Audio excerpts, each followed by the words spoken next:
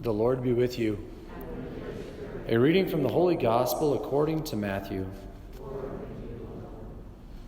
Jesus said to his apostles, "Do not think that I have come to bring peace upon the earth. I have come to bring not peace, but the sword. For I have come to set a man against his father, a daughter against her mother, and a daughter-in-law against her mother-in-law.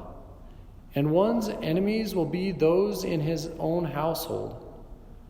Whoever loves father or mother more than me is not worthy of me, and whoever loves son or daughter more than me is not worthy of me. And whoever does not take up his cross and follow after me is not worthy of me. Whoever finds his life will lose it, and whoever loses his life for my sake will find it. Whoever receives you receives me, and whoever receives me receives the one who sent me. Whoever receives a prophet because he is a prophet will receive a prophet's reward. And whoever receives a righteous man because he is righteous will receive a righteous man's reward. And whoever gives only a cup of cold water to one of these little ones to drink because he is a disciple, amen, I say to you, he will surely not lose his reward." When Jesus finished saying these commands to his 12 disciples, he went away from that place to teach and to preach in their towns. The Gospel of the Lord.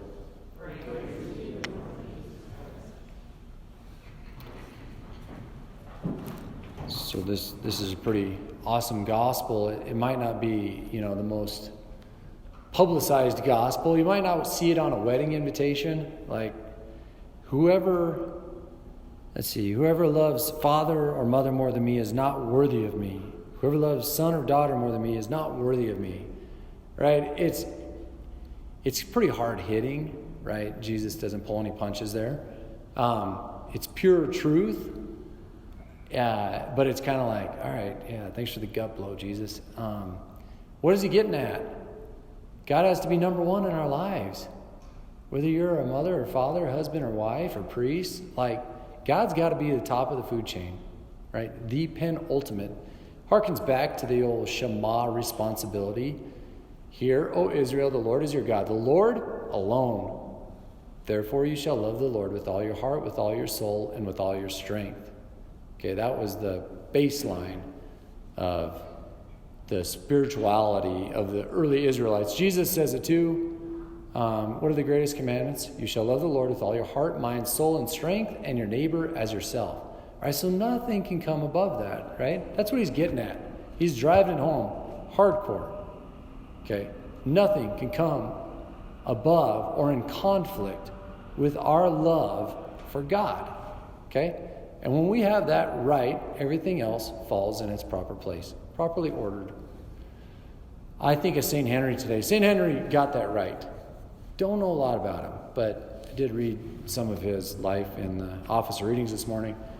One thing that really struck out is he pretty quickly, on in his kingship, kind of understand that the best kingdom to fight for was the kingdom of God, right? So he kind of shifted his focus from the earthly rule to helping build the kingdom of God on earth.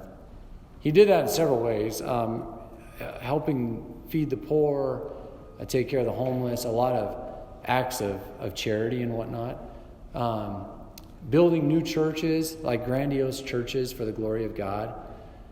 He did a lot of that stuff to help promote, foster the kingdom of God as primary in our lives as Christians, right? It cannot be second place. It cannot be in conjunction with America. No, the kingdom of God first. Yeah, that's where we got to be. That's what we're called to do, to fight for the kingdom of God, right? To build the kingdom of God here on earth. And we do that by, first of all, putting God first, others second as well, serving those in need. But ultimately just glorifying God with our lives, right? St. Irenaeus said, the glory of God is man fully alive. The glory of God is man fully alive. Right? So what can all of we do to help bring about the glory of God, or help bring about the kingdom of God in this earth? Be fully the man or woman God has created you to be. It's called holiness. Right? My little toe needs to be the best little toe it can be so that the whole body can flourish. You need to be the best person you can be. Same with me. So the entire church can flourish, right? Let's not try to tackle the world. Let's just try to tackle ourselves. Let's try to be the best men and women we can be so that we can glorify God with our lives.